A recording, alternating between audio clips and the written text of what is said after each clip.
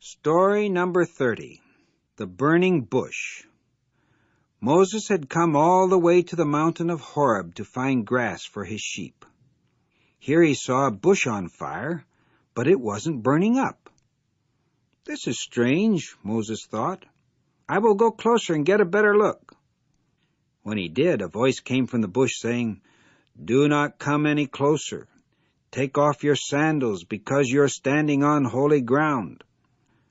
It was God speaking by means of an angel, so Moses covered his face. God then said, "I have seen the suffering of my people in Egypt, so I am going to free them, and you are the one I am sending to lead my people out of Egypt."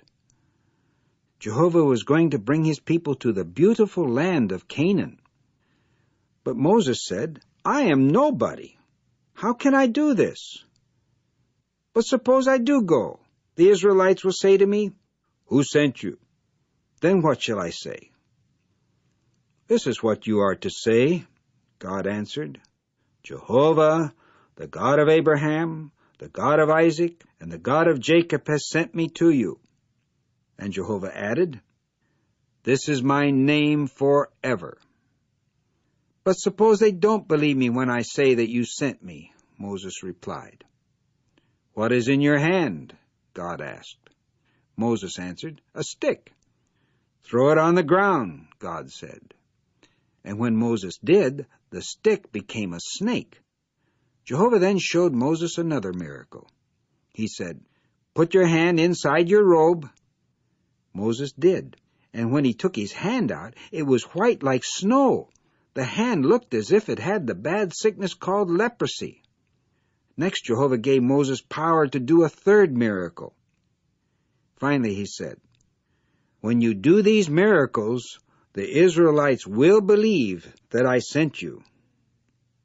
After that, Moses went home and said to Jethro, "Please let me go back to my relatives in Egypt to see how they are."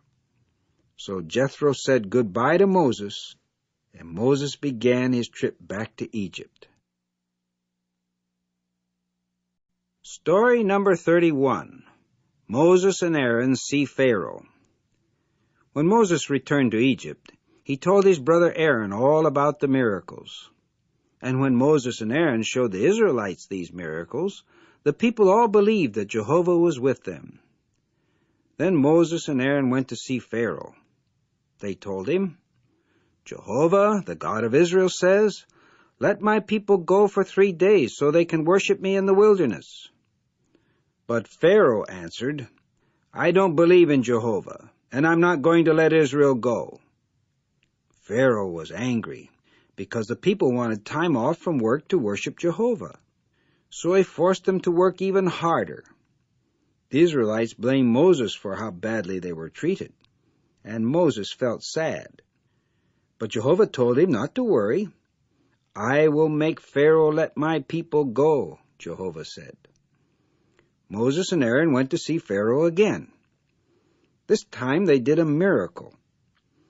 Aaron threw down his stick, and it became a big snake. But Pharaoh's wise men also threw down sticks, and snakes appeared.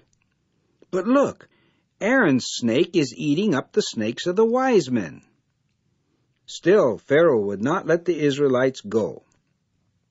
So the time came for Jehovah to teach Pharaoh a lesson. Do you know how he did it?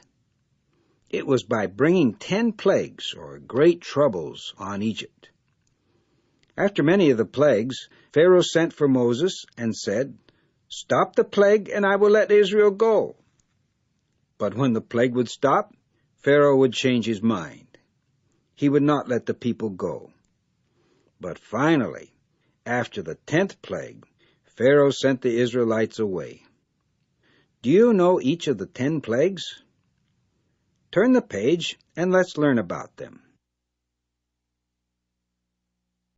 Story number 32.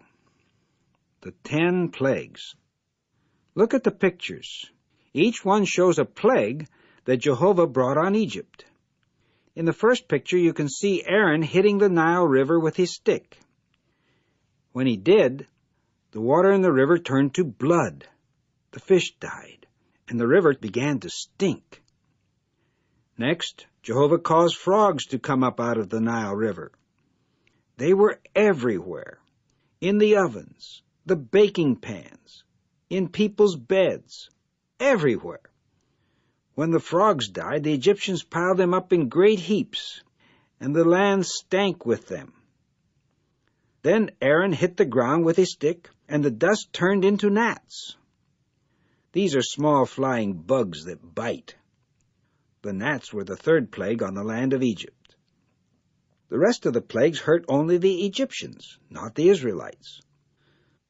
The fourth was a plague of big flies that swarmed into the houses of all the Egyptians. The fifth plague was on the animals. Many of the cattle and sheep and goats of the Egyptians died. Next, Moses and Aaron took some ashes and threw them into the air. They caused bad sores on the people and the animals. This was the sixth plague. After that, Moses raised his hand toward the sky, and Jehovah sent thunder and hail. It was the worst hailstorm that Egypt ever had. The eighth plague was a large swarm of locusts. Never before that time or since have there been so many locusts. They ate everything that the hail had not destroyed. The ninth plague was of darkness. For 3 days, thick darkness covered the land, but the Israelites had light where they were living. Finally, God told his people to sprinkle the blood of a young goat or a young sheep on their doorposts. Then God's angel passed over Egypt. When the angel saw the blood, he did not kill anyone in that house. But in all the houses where there was no blood on the doorposts, God's angel killed the firstborn ones of both man and animals. This was the 10th plague.